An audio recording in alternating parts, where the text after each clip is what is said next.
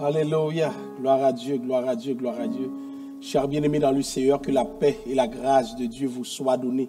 Nous sommes toujours contents d'être avec vous, de pouvoir partager avec vous la parole du Seigneur et surtout d'entamer ce sujet qui permet de mettre en débat des aspects variés du jeûne, leurs conséquences sur notre vie spirituelle, leur façon de rythmer notre spiritualité. Et aujourd'hui, nous allons voir un autre aspect, les jeûnes qui ne sont pas répandus, les jeûnes dont l'objet central est méprisé par Dieu. Nous allons voir comment intervenir lorsqu'il y a une telle situation, comment réagir lorsque Dieu lui-même ne répond pas à notre jeûne, puisque en quelque sorte, le jeûne est appelé à faire plaisir à Dieu et non à nous faire plaisir. Et Dieu lui-même fixe les standards de son propre plaisir.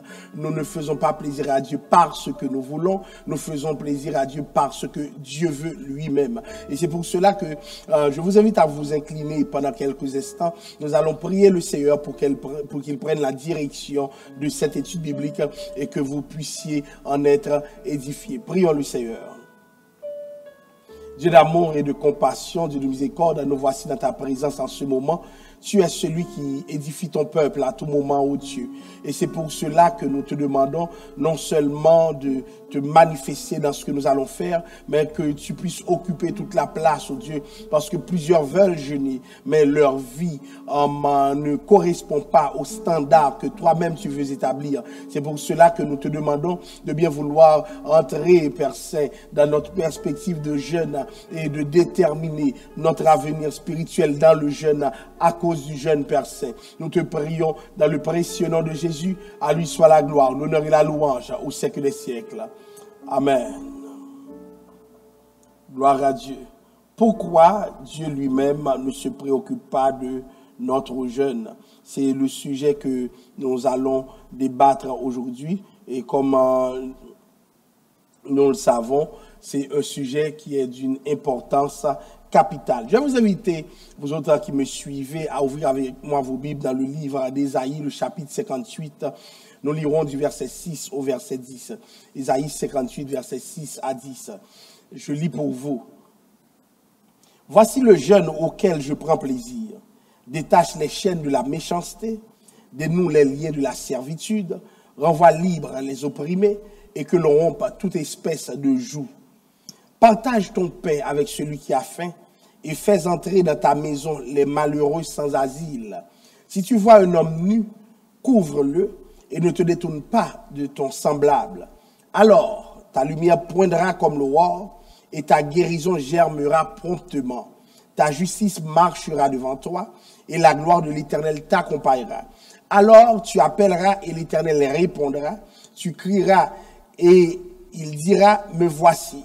Si tu éloignes de toi le joug, les gestes menaçants et les discours injurieux, si tu donnes ta propre subsistance à celui qui a faim, si tu rassasies l'âme indigente, ta lumière se lèvera sur l'obscurité et les ténèbres, tes ténèbres seront comme le midi. Encore une fois, que la paix et la grâce de Dieu vous soient données. Nous allons justement vous parler du jeûne selon Dieu dans une autre perspective aujourd'hui. C'est pas la perspective conséquentielle qu'on avait initiée, mais c'est dans une perspective de compréhension des raisons qui font en sorte que Dieu lui-même ne répond pas à notre jeûne. Juste avant de commencer, j'aimerais vous rappeler certains détails que nous avons vus par rapport au jeûne. Premier détail, c'est que le jeûne permet que nous affirmions notre autorité sur les éléments. N'oublions pas que le péché est rentré dans le monde. De quelle manière? Le péché est rentré dans le monde à cause de la consommation. Donc l'homme a perdu son pouvoir, son autorité sur les éléments à cause de quelque chose qu'il a consommé. Maintenant, le jeûne intervient pour nous faire comprendre qu'il est possible de ravoir ce que nous avons perdu. Donc, cela permet justement d'affirmer notre autorité sur les éléments. Donc, vous allez comprendre que l'incapacité de jeûner prive certaines personnes de certains types d'autorité. il y a une autorité qui procède du jeûne, il y a une autorité qui ne peut s'exercer que parce que l'on jeûne. Donc quand il n'y a pas de jeûne, cette autorité risque d'être perdue. Donc nous affirmons notre autorité sur les éléments par le jeûne et c'est très important que nous le comprenions. Donc vous allez comprendre aussi que certaines personnes sont faibles en permanence parce qu'ils n'ont pas de méthode pour se fortifier, pour se ressourcer.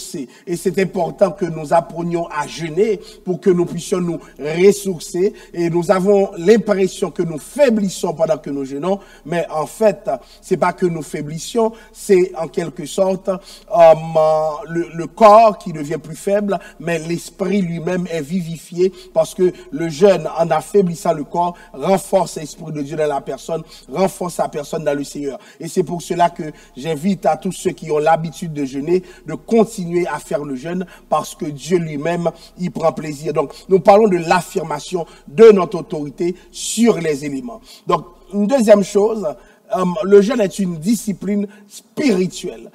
Si on n'est pas discipliné, c'est difficile d'entamer des jeûnes. N'oubliez pas, il y a une différence entre ne pas manger et jeûner. Donc, imaginez-vous que vous avez le droit de manger, vous avez de la nourriture à votre côté, mais vous jeûnez parce que vous voulez faire quelque chose de différent, parce que vous voulez rentrer dans un autre niveau par rapport à votre relation avec Dieu. J'aimerais vous dire que dès lors que cela se dessine ainsi, vous êtes dans une perspective de jeûne et ça prend une certaine discipline. Sinon, vous n'allez pas pouvoir jeûner. Ça veut dire quoi? Pourquoi c'est de la discipline? Parce que le jeûne est un combat contre soi-même. Nous avons dit précédemment que le corps faiblit. Mais si le corps faiblit, tu rentres en combat contre toi-même. Si le corps faiblit, tu es autre chose. Si le corps faiblit, tu es en train d'affirmer un autre principe sur le corps. N'oubliez pas, la Bible dit la chair est faible, mais l'esprit est bien disposé. Donc cette faiblesse de la chair, nous le constatons. Mais là, ce n'est pas de la faiblesse dont la Bible parle. Cette faiblesse-là, c'est une faiblesse... La faiblesse à cause du jeûne, c'est une faiblesse que le jeûne lui-même entraîne dans la vie de la personne. Nous sentons que cette personne n'est pas tout à fait ce qu'elle est.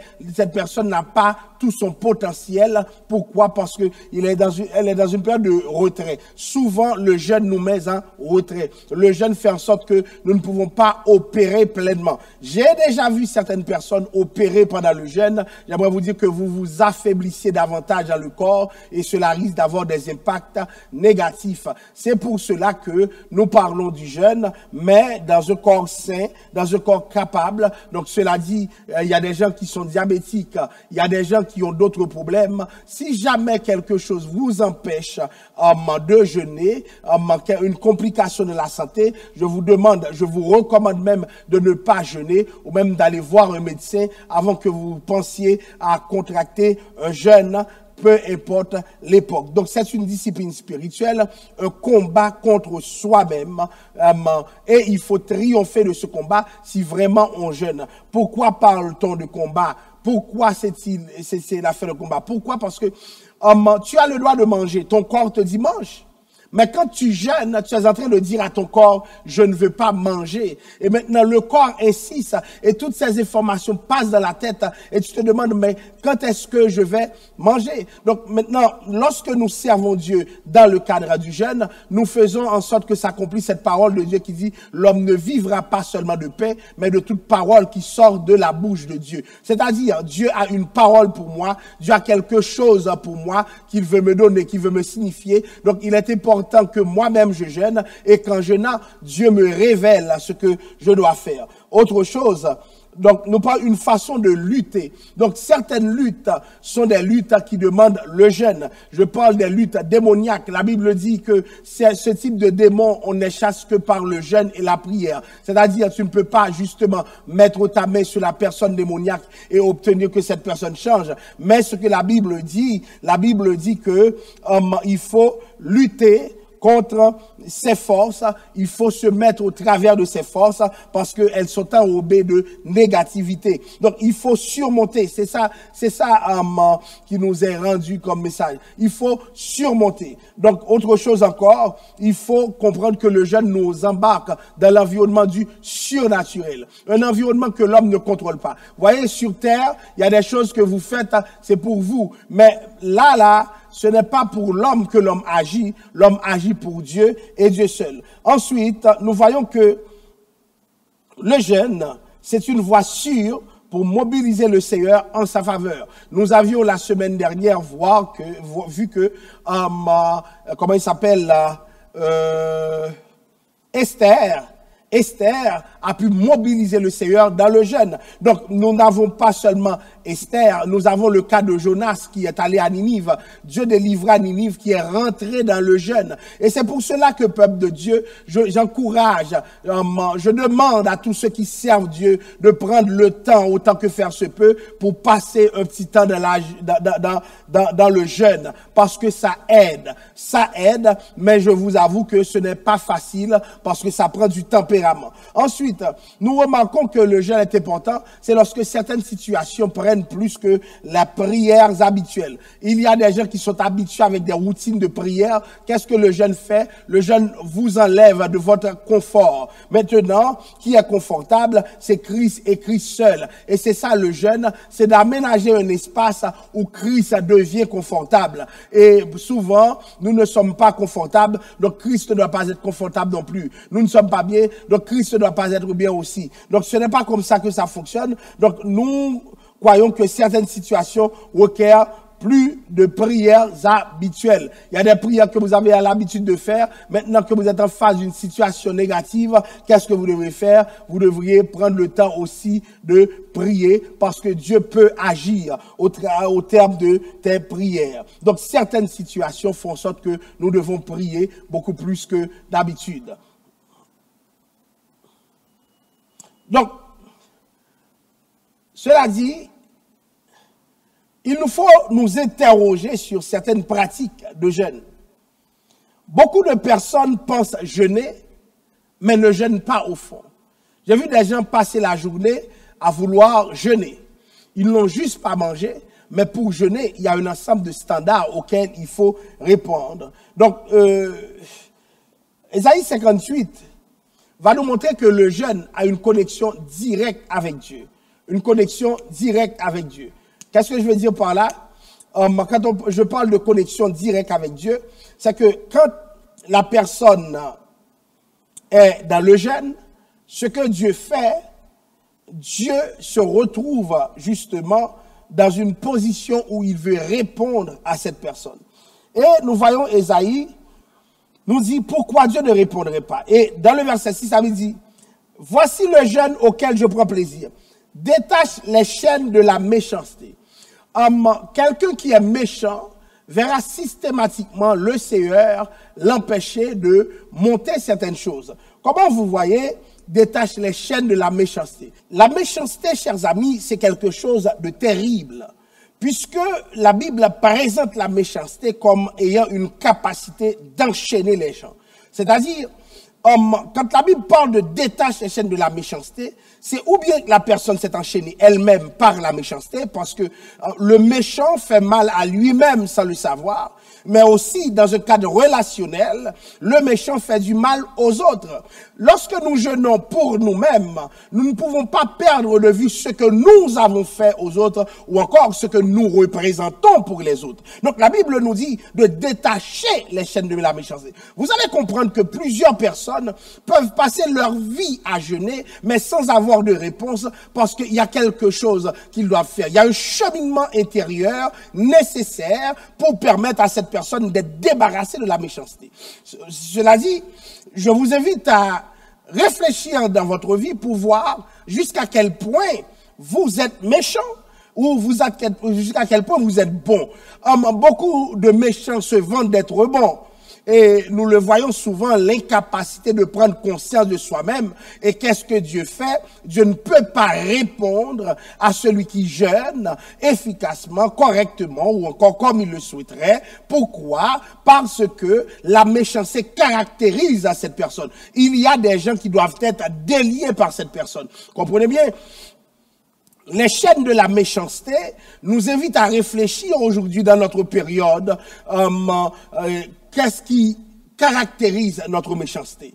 qu'est-ce qui sommeille en nous ou bien s'affirme pleinement sur le terrain de la méchanceté. Il y a des gens qui ont des pensées méchantes, il y a des gens qui ont des actions méchantes, il y a des gens qui ont une vie remplie de méchanceté. Et quand on parle de méchanceté, c'est pas seulement dans une perspective de violence physique, mais ça peut être verbal, ça peut être dans le fait de refuser de faire certaines choses pour certaines personnes, ça peut être dans une attitude raciste, ça peut être dans une attitude discriminatoire. Donc la méchanceté a des formes variées qu'il nous faut visiter pour comprendre un peu pourquoi Dieu n'arrive pas à répondre favorablement à certains jeunes. Donc Dieu demande de détacher les chaînes. Autrement dit, celui qui jeûne doit s'approcher de la nature de Dieu. Pourquoi? Parce que Dieu est bon. Et c'est pour cela que j'enseigne à certaines personnes, lorsqu'ils s'en vont jeûner, puisqu'ils se disposent pour jeûner, il faut que, comme Dieu est bon, qu'ils s'approchent de Dieu avec cette même bonté. Il faut qu'ils fassent preuve de bonté. Pourquoi? Parce que Dieu ne saurait accepter un méchant et lui répondre favorablement pour que le méchant puisse l'utiliser. Donc Dieu ne veut pas être utilisé. Quand tu jeûnes, tu ne jeûnes pas pour utiliser Dieu. Non, non. Donc beaucoup de gens voient le jeûne comme une perspective d'utilisation de Dieu. Donc ils ne font rien pour changer, ils ne font rien pour évoluer. Et qu'est-ce que Dieu fait lui-même? Dieu est défavorable à ces personnes. Donc de détacher les chaînes de la méchanceté, j'aime l'idée de chaîne. Donc c'est quelque chose de dur, quelque chose de fort. Ce n'est pas facile. Mais il y a un autre niveau que la Bible appelle, c'est les liens de la servitude. Il y a des gens qui mènent d'autres sur un terrain de servitude. Il y a des gens qui font d'autres quasiment leurs esclaves volontaires, et qui font en sorte que d'autres les rendent service systématiquement, comme si ces autres-là étaient en train de payer une dette. Un instant.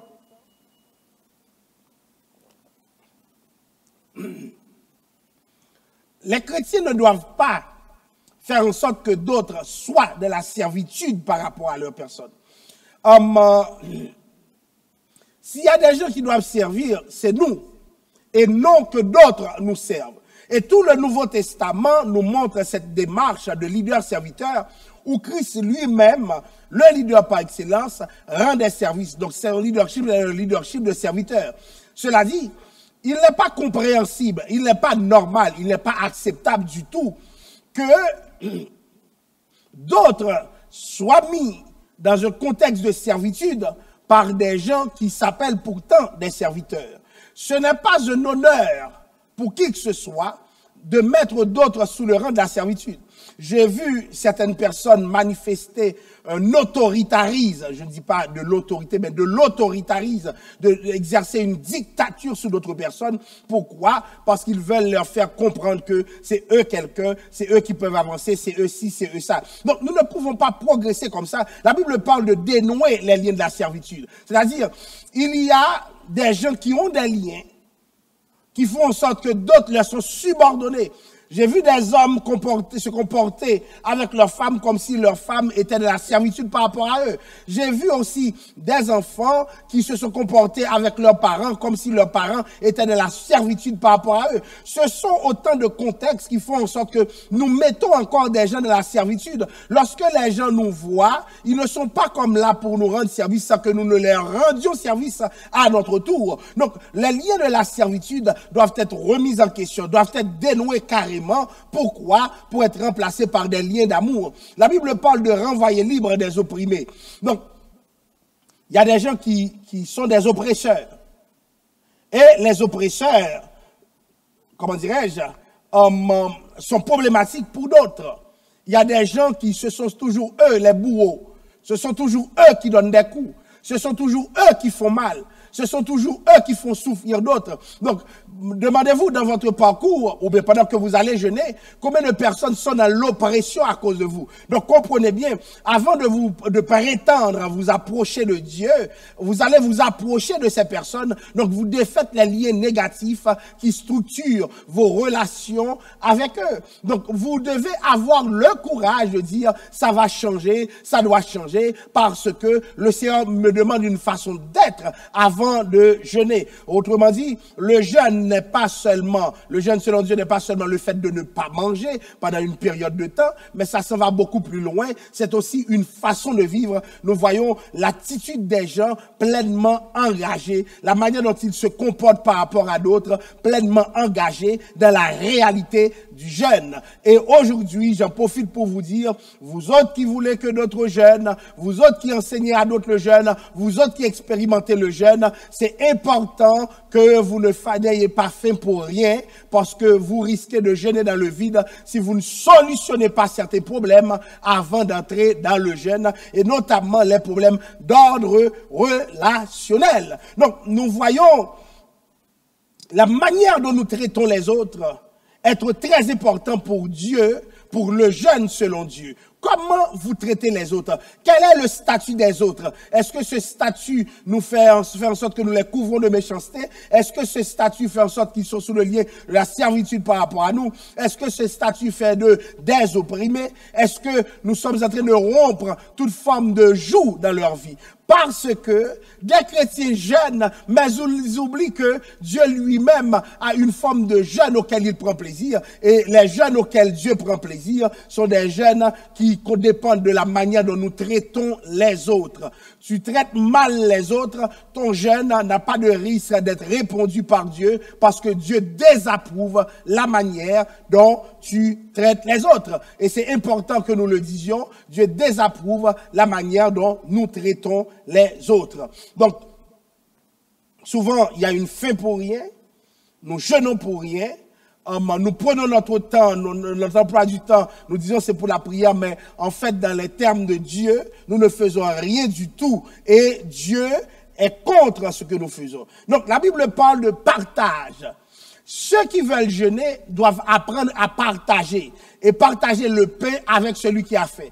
Car souvent, nous voulons partager avec nos vis-à-vis, c'est-à-dire ceux qui ont le même statut que nous, ceux qui ont les mêmes avantages que nous, ceux qui ont les mêmes bénéfices que nous. Mais dans le texte, la Bible parle précisément de celui qui a fait. Donc, quand quelqu'un a fait, c'est important que d'autres jeûnent avec cette personne. Donc, partage ton pain avec celui qui a fait, permet de favoriser cette dynamique de jeûne. Quelqu'un a fait, si tu partages avec cette personne, donc tu es prêt à jeûner. Donc comprenez bien, si vous avez des choses en réserve, pendant que vous savez que d'autres en fait, vous ne pouvez pas jeûner. Donc Dieu va bloquer ce jeûne. Dieu ne va pas répondre à ce jeûne. Vous allez avoir faim pour rien. Donc autrement dit, Dieu vous voit comme un hypocrite. Encore une fois, je vous le dis, la nature de votre cœur va informer la nature de ta relation avec Dieu et aussi la qualité de réponse que Dieu peut apporter par rapport à ce que vous faites, parce que beaucoup de gens sont hors du champ. Pourquoi? Parce que leur vie n'est pas conforme aux standards, aux exigences de Dieu. Donc les gens, vous allez comprendre, les gens qui sont mesquins, les gens qui sont mesquins ont de la difficulté à mener une vie de jeûne. Les gens qui sont mesquins ne peuvent pas jeûner efficacement. Donc, avant de jeûner efficacement, allez vers Dieu.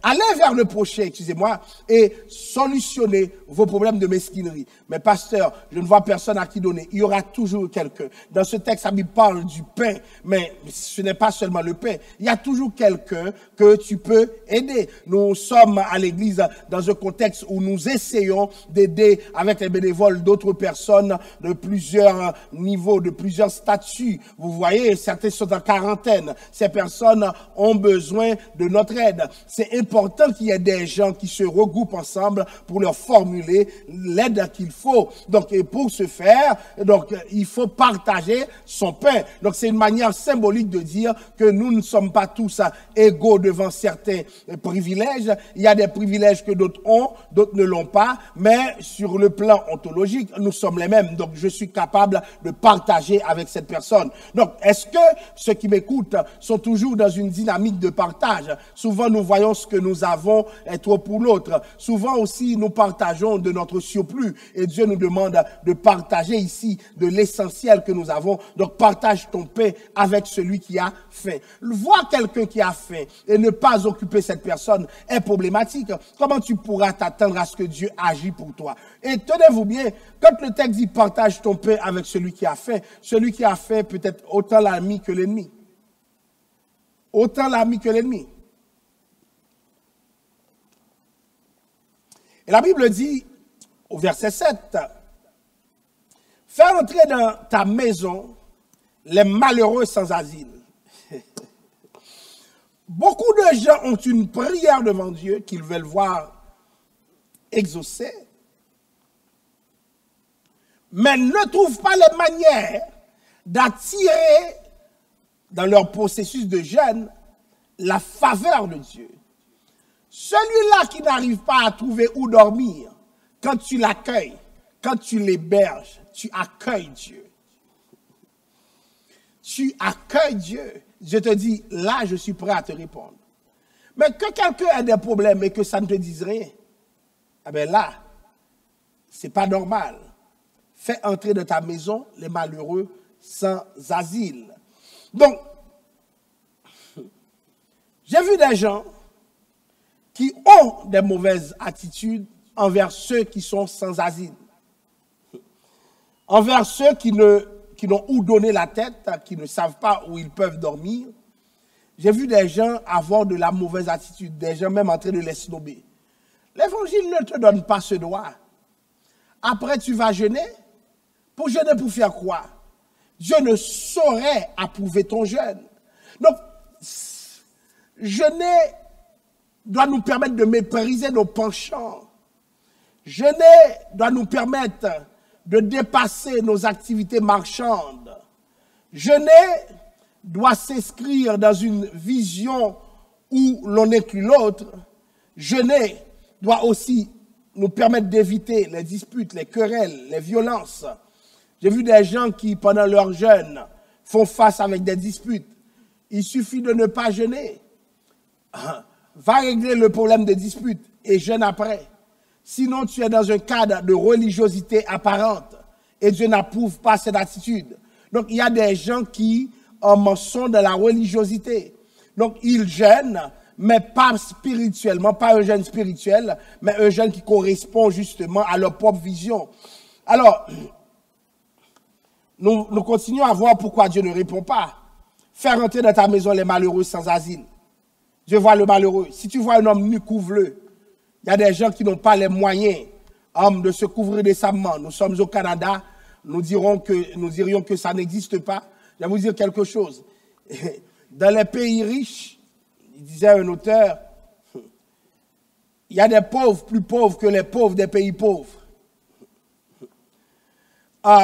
C'est important que nous comprenions que même si certaines personnes disposent de la richesse à profusion dans ce pays, il y a d'autres aussi qui n'ont rien.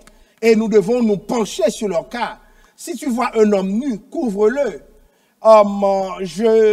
J'essaie de contextualiser ce qui se dit ici. Je pense à nos itinéraires.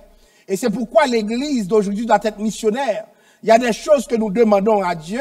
Il faut que nous commencions à aider d'autres personnes. Donc la Bible parle de la nudité de certaines personnes. Donc que nous couvrions ces personnes. Donc j'ai vu des gens qui sont totalement dans la nudité. Et nous devons faire l'effort comme Église. Nous devons faire l'effort comme croyants. Si nous jeûnons aussi, de faire en sorte que ces personnes trouvent non seulement un habit, mais aussi un asile s'ils n'en sont pas capables. Donc l'Église doit investir dans le social si l'Église veut être respectable et respectée par Dieu lui-même.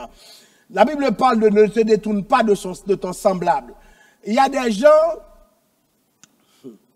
qui se comportent comme les Juifs à l'égard des Samaritains.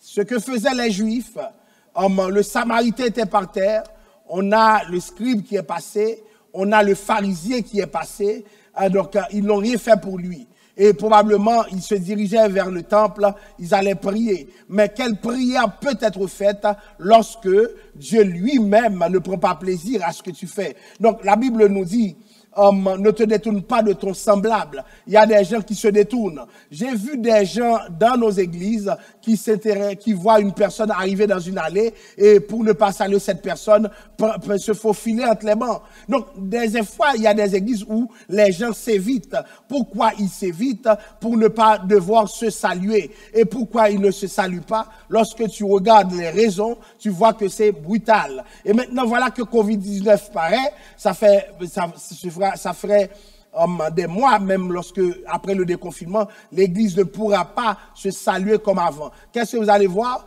Vous allez voir que ça continue. Donc, nous devons faire, chers amis, en sorte que nous ayons le privilège de rencontrer l'autre. Ce que je rencontre en l'autre, c'est pas l'ennemi, mais c'est l'ami de Christ. Donc, c'est important que nous nous rencontrions l'un et l'autre et que nous cheminions vers l'avant. La Bible dit, ne te détourne pas de ton semblable. Il y en a qui se détournent parce qu'ils doivent de l'argent à l'autre. La Bible dit, ne devez rien à personne si ce n'est que de l'amour. Vous ne devez pas vous mettre dans une posture où vous devez vous détourner. Donc, vivez avec ce que vous avez et faites votre respect pour que le Seigneur puisse aller de l'avant avec vous, parce que c'est anormal que certains chrétiens se détournent. Il y a des chrétiens même qui sont capables de laisser une église à cause d'une dette. Mais tu ne trouves pas ton frère là, tu vas le trouver ailleurs. Donc il y a des chrétiens qui chantent Jésus payé, mais ta dette tu vas la payer. Jésus a payé pour ton péché, mais la dette que tu as, tu dois la payer au nom de Jésus. Sinon, ton jeûne est une partie de plaisir ou bien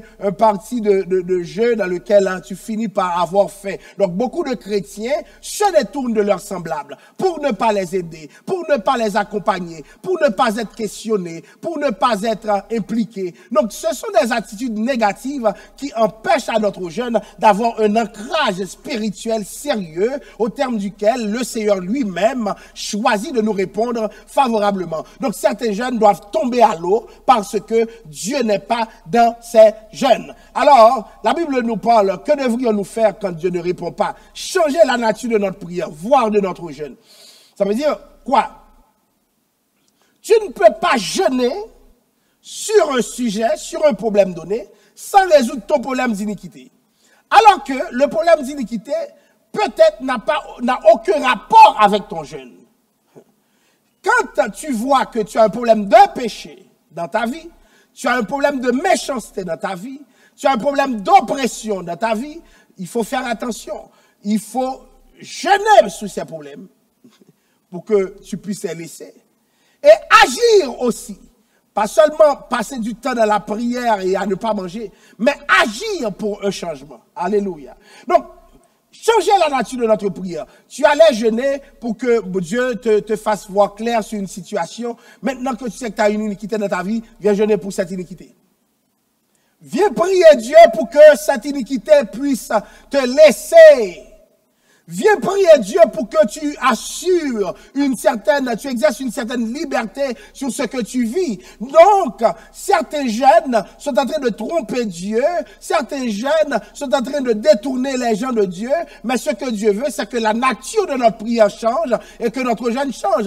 Donc, si je jeûne et puis je vois ces problèmes mentionnés par Isaïe sont dans ma vie, j'ai de la méchanceté, j'ai beaucoup de choses mauvaises chez moi, eh bien, qu'est-ce que je vais faire? Je change la nature de mon jeûne. Seigneur, j'allais te jeûner pour une voiture, j'allais te jeûner pour avoir ci, j'allais te jeûner pour un problème, mais maintenant là, je vais jeûner pour autre chose, je vais jeûner pour te servir. Et c'est là que Dieu nous attend, c'est là que Dieu s'attend à ce que nous agissions, à ce que nous fassions preuve de maturité. Donc la Bible dit, tu ne peux pas jeûner, la Bible nous fait comprendre que nous ne pouvons pas jeûner sans résoudre certains problèmes. Donc avant de venir à Dieu, pour montrer que notre corps est meurtri, arrangeons-nous pour que nous arrivions à Dieu avec d'autres attitudes. Autre chose encore,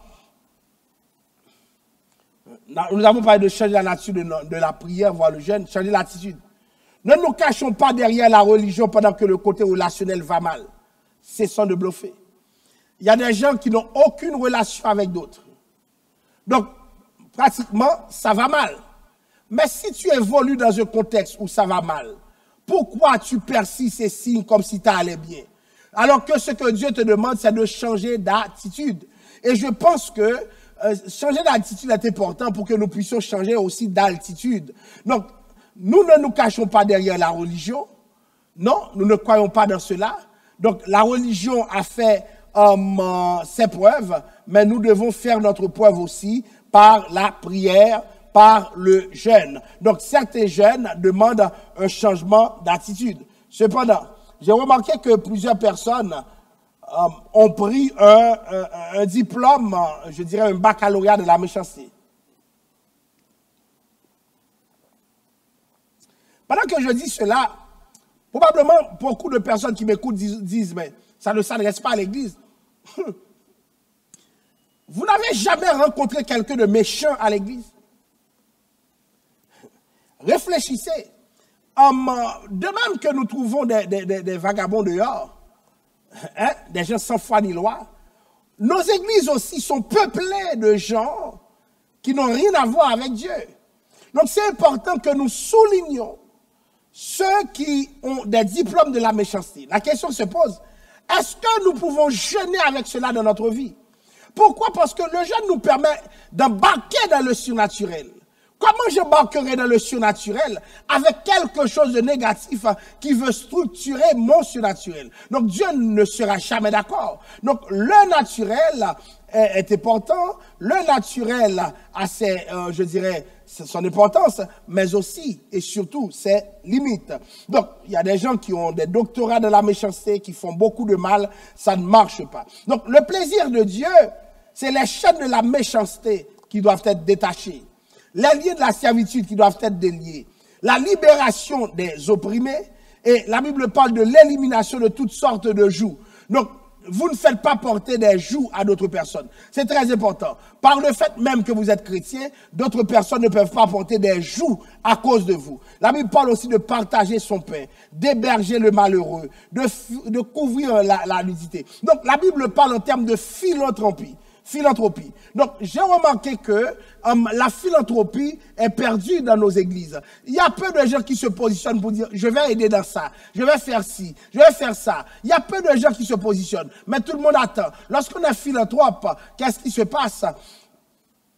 Nous n'avons pas de problème avec la manière dont les gens parlent. Nous n'avons pas de problème avec la manière dont les gens veulent se servir de nous parce que nous les connaissons déjà. Mais ce que nous voulons, c'est que nos pains soit partagé, le malheureux soit hébergé, la nudité de l'autre soit couverte et aussi beaucoup de philanthropie. Nous ne pouvons pas être chrétiens sans philanthropie. Si nous sommes chrétiens, nous devons reconnaître l'importance de la philanthropie. Alors, Ésaïe 58, verset 8 à 10.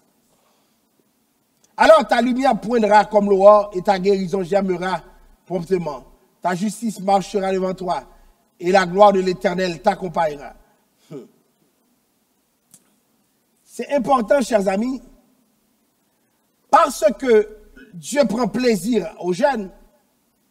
La Bible nous dit que ta lumière poindra comme l'aurore. Alléluia.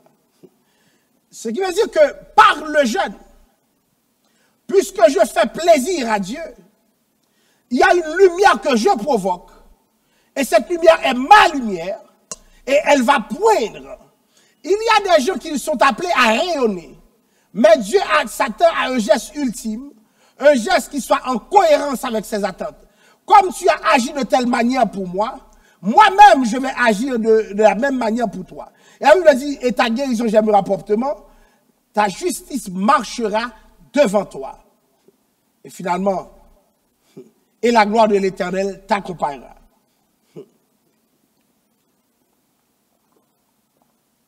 Vous allez comprendre, bien-aimés,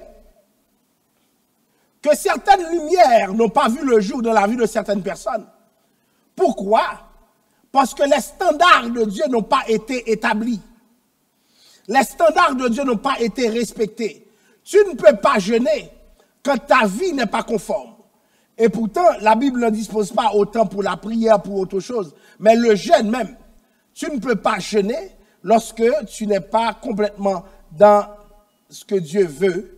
Et au verset 9, la Bible dit, alors tu appelleras et l'Éternel répondra. Lorsque tu jeûnes selon le plan de Dieu, Dieu lui-même choisit de répondre quand on appelle. Donc, lorsque ce n'est pas dans le plan de Dieu, Dieu lui-même choisit de ne pas répondre. La Bible dit, alors l'Éternel répondra. Tu crieras et il dira, me voici. Même pas un me voilà, mais me voici. Si tu éloignes du milieu de toi le joug, les gestes menaçants et les discours injurieux. Ce me voici supprime la distance entre Dieu et l'homme. Parce que le péché, ou bien la vie dans le péché, mène une distance entre Dieu et l'homme. Donc Dieu ne peut pas répondre efficacement. Donc lorsque Dieu répond à nos jeunes, c'est parce que Dieu est capable de dire me voici. Mais comment Dieu dirait-il me voici à un méchant? Comment Dieu dira-t-il me voici à quelqu'un qui fait le mal, qui fomente le mal, qui vit dans un esprit de division, de complot, etc. Comment Dieu peut être derrière cette personne? Aucunement cela a été possible. Donc la Bible dit, tu crieras et il dira, me voici. Donc beaucoup de fois nous crions, mais Dieu ne peut pas venir parce que les raisons pour lesquelles nous crions,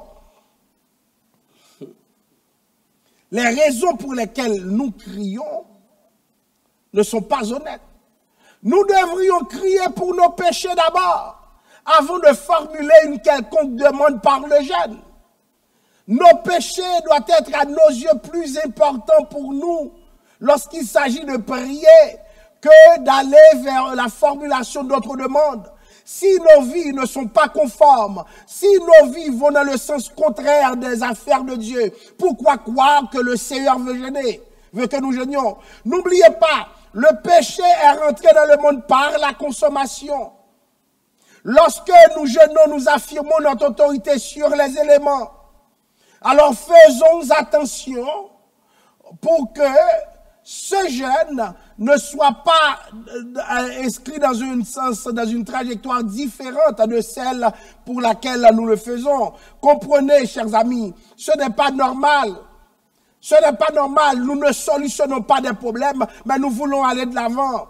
Nous ne réglons pas nos problèmes, mais nous voulons utiliser Dieu. Dieu ne se laissera pas utiliser. La Bible dit, tu crieras et il dira, me voici. Dieu n'est pas d'accord avec l'utilisation de l'homme de Dieu par lui-même. Donc, écoutez, Dieu ne veut pas que tu l'utilises. Tu l'instrumentalises, si vous voulez. Donc, me voici. La Bible dit, si tu éloignes du milieu de toi le jour, c'est-à-dire, ça fait longtemps que Dieu te regarde, Dieu n'est pas capable avec toi.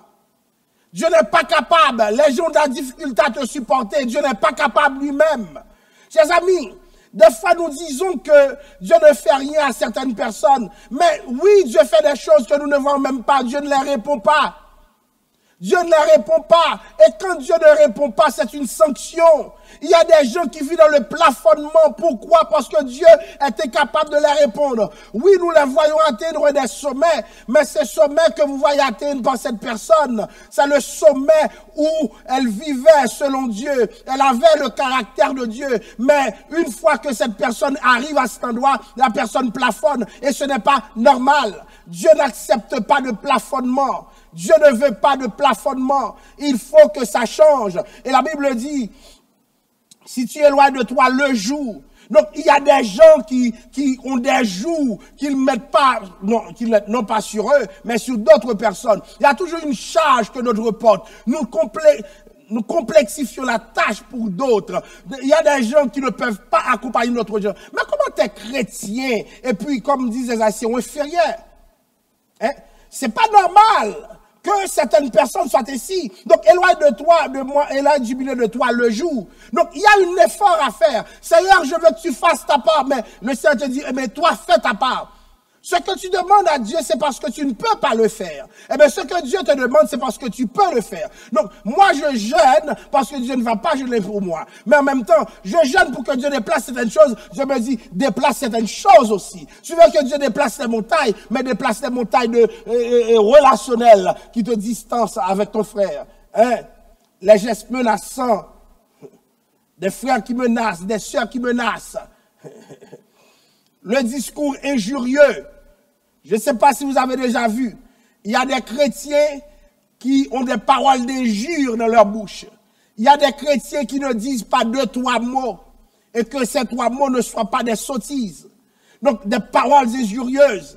Nous ne pouvons pas servir Dieu dans le cadre du jeûne, avec ses façons d'être. Donc, nos discours peuvent être problématiques. Comment comprenez-vous que la personne jeûne et pendant que cette personne est en train de jeûner, la personne est en train d'invectiver, la personne est en train de dire n'importe quoi avec sa bouche et nous nous attendons à ce que Dieu réponde à cette personne?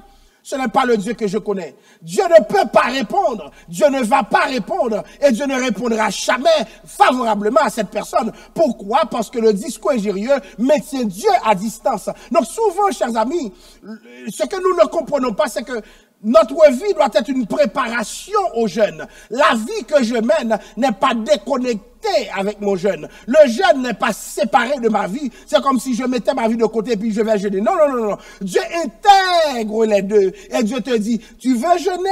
Eh bien, voilà ce que tu dois faire. Voilà quelle attitude tu vas maintenir. Tu veux jeûner? Voilà le comportement que tu dois avoir. Si tu n'es pas capable de me suivre ainsi, eh bien, moi, je te mets à côté. Donc, cela dit, plusieurs personnes passent à côté à cause de leur discours injurieux. Hein? Donc, il y a des chrétiens qui disent, moi, je suis né dans telle famille, c'est pour ça que je parle comme ça. Mais les injures ne peuvent pas sortir de ta bouche, mon frère. Demande à Dieu, avant de jeûner pour autre chose, de changer ce langage, de changer cette façon de parler à d'autres. Parce que cette manière de faire est plus que problématique. Le discours injurieux. Un chrétien ne peut pas dire ce qu'il veut avec sa bouche. C'est important. Il y a des choses, même lorsque tu les penses, tu devais prier le Seigneur pour t'affranchir de ces pensées négatives. Mais voilà que tu traduis tes pensées en discours, c'est-à-dire en parole. Ce n'est pas normal. Ce n'est pas normal. J'ai vu des chrétiens à l'aise pour dire ce qu'ils veulent, pour s'exprimer comme ils veulent, et ils prétendent, lorsqu'ils le font, qu'ils sont des êtres libres, qu'ils sont capables de faire ce qu'ils veulent, mais en même temps, ceux qui ne comprennent pas, Dieu s'éloigne d'eux et ils vont plafonner. Dieu s'éloigne d'eux et ils vont plafonner. Lorsque le discours est négatif, ferme ta bouche, va trouver le Seigneur, va chercher Dieu, va demander pardon, va restaurer ta relation avec Dieu, parce que ça ne marche pas. Donc le discours injurieux est problématique. La Bible dit, encore une fois, si tu donnes ta propre subsistance à celui qui a faim, alléluia. Ça veut dire que, oui, je jeûne, mais Dieu doit me coûter quelque chose. Le fait de servir Dieu, ça doit me coûter quelque chose. Il y a des gens qui veulent faire l'évangile et que l'évangile ne leur coûte rien. Pourquoi? Parce que Jésus a déjà payé. Jésus a payé la dette de ton péché. Mais toi aussi, tu as un prix à payer sur terre, pas pour aller au ciel, parce qu'il n'y a aucun prix que tu devras payer. Mais dans le cadre de ta vie avec Dieu, hein, dans le cadre de ce statut que tu portes, qui fait en sorte que d'autres te disent chrétien, il sera nécessaire que tu paies le prix. Donc, ça veut dire donner sa propre subsistance à celui qui a faim. Imaginez-vous, l'autre a faim, et puis de ce que j'ai, je lui donne. La Bible parle de ma propre subsistance. Ça veut dire quoi? Si tu n'es pas orienté vers les autres, manifestement, le jeûne que tu rends à Dieu ne sera pas valable. Hein? Si tu n'agis pas comme Dieu veut, ça ne marche pas. Donc si tu donnes ta propre subsistance à celui qui a faim, si tu rassasies l'âme indigente, les pauvres, le ministère de Jésus a mis en relief les pauvres. Et nous avons vu, même après le départ de Jésus, le miracle de Pierre et Jean a été adressé à un pauvre. Dieu aime les pauvres. J'aimerais vous dire quelque chose. Beaucoup de gens, quand l'autre, ça ne va pas bien pour lui, nous nous détournons de lui. Mais ce n'est pas l'évangile, ça. Parce que l'évangile s'adresse en priorité aux pauvres. Parce que Dieu aime les pauvres. Et si Dieu aime les pauvres, quel est notre comportement à l'égard des pauvres? Pouvons-nous les ignorer? Pouvons-nous les vexer? Pouvons-nous les mettre de côté? Non. Parce que Dieu a du souci pour les pauvres. La Bible dit, si tu rassasies l'âme indigente, ça veut dire que je le rassasie. Je fais en sorte qu'il soit bien. Je fais en sorte qu'il ne soit plus dans le besoin. Est-ce que nous en sommes capables? Pourquoi? Dès lors que la personne a un statut inférieur au nôtre, pourquoi? Parce que cette personne n'a pas les mêmes privilèges, les mêmes chances, les mêmes atouts que nous, les mêmes aptitudes. Nous le mettons de côté. Souvent, nous fonctionnons en clan. Clan un tel parce que nous sortons du même endroit. Nous avons les mêmes connaissances. Nous avons été dans les mêmes écoles. Nous avons étudié les mêmes choses. Nous avons fréquenté la même université, etc. Autant de choses pour regrouper certains groupes de personnes et exclure d'autres. Maintenant, voilà que l'âme indigente se présente. Alléluia. Oh, glory to God.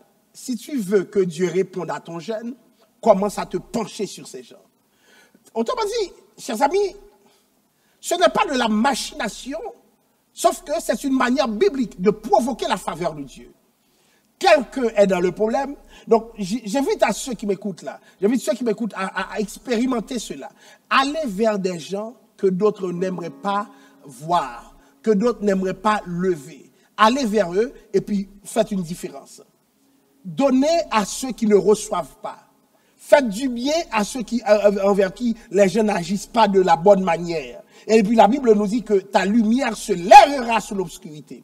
Donc nous sommes souvent dans une sorte de ténèbres. Et la lumière doit se lever. Pendant que nous jeûnons, la lumière doit se lever. N'entre pas dans le jeûne pour entrer dans le jeûne. Pendant que tu jeûnes, il y a une lumière qui doit se lever autour des ténèbres de ta vie. Les ténèbres sont de toutes sortes. Mais agis en fonction de ces textes pour que Dieu puisse répondre à nos prières et recouvre ton autorité selon Dieu. Donc, ta lumière se lèvera sur l'obscurité. Alléluia. Parce que, avant le jeûne, il y avait une situation obscure. Avant le jeûne, les choses allaient mal. L'obscurité de la Bible a une connotation négative. Les ténèbres de la Bible ont une connotation négative. Cependant, ce que le jeûne fait poindre la lumière. Et ça me rappelle le texte de Genèse 1er que la Bible dit que la lumière soit et la lumière fut. Et la lumière va envahir les ténèbres. Ce qui veut dire, il y a un ensemble d'actions, avant même de prier et de jeûner, que nous accomplissons, qui permettent à ce que nos jeûnes soient et comment dirais-je, selon les standards de Dieu. Et une fois que le jeûne est selon les standards de Dieu, la Bible nous dit que la lumière se lèvera sur l'obscurité et tes ténèbres seront comme le midi. Tes ténèbres seront comme le midi, ça veut dire beaucoup de choses. Alléluia. Ça veut dire, au lieu de voir les ténèbres, les gens verront clair autour d'eux. Donc, beaucoup de gens sont dans une situation ténébreuse. Pourquoi? Parce que le jeûne n'est pas entamé. Beaucoup de gens vivent une situation périlleuse. Pourquoi? Parce que le jeûne n'est pas effectif. Pourquoi? Parce qu'il ne répond pas aux standards de Dieu. Parce que Dieu a une façon de voir le jeûne et Dieu a une façon de nous demander de vivre le jeûne. Et c'est la manière dont nous vivons le jeûne qui va déterminer plein de choses dans notre vie. Et même la guérison divine. La Bible dit, et ta guérison germera promptement. Il y a des guérisons qui viendront pas parce que nous l'avons demandé. Il y a des guérisons qui viendront, pas parce que nous le requérons, nous le réclamons, mais juste parce que nous jeûnons. Et la Bible nous dit, elle germera promptement. Ça ne se fera pas attendre. Je sens qu'il y a des délivrances qui attendent le peuple de Dieu. Je sens que sur le plan spirituel, il y a des grâces qui doivent être effectives et se déployer sur les serviteurs et servantes de Dieu. Mais ça prend quoi? Ça prend le jeûne. Pendant que nous jeûnons, nous allons vivre ces situations. Alors, j'aimerais que vous n'oubliez pas que avant même de jeûner, ou bien de réfléchir sur la nature du jeûne, réfléchissons sur notre propre nature.